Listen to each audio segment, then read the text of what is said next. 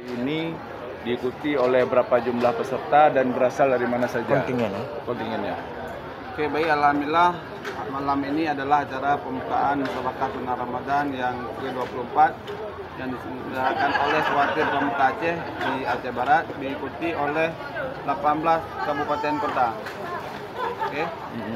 Kemudian ada 5 kabupaten kota yang tidak ikut.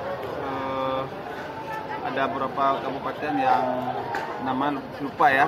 Salah satunya seperti Aceh Seming dan daerah-daerah sana kira-kira. Itu kenapa mereka nggak ikut?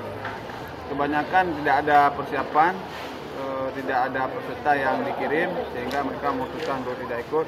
Padahal yang sudah daftar dari awal itu 21 kabupaten kota. Mungkin ada harapan yang ini ingin kita sampaikan? Kita Aceh Barat, alhamdulillah ini merupakan tuan rumah yang kedua. Kita pernah tuan rumah 2015. Harapan kali ini kita insya Allah targetnya juara umum. Nah, satu lagi cabang perlombaan yang dilombakan dalam NTR ini apa saja? Ingat nggak? Ya, dari beberapa lomba yang diperlombakan itu ada 5 dan hadiahnya sangat menarik, yaitu hadiah umroh, ada tingkat SD, SMP, dan juga SMA. Cukup, ah? Itu yang kurang.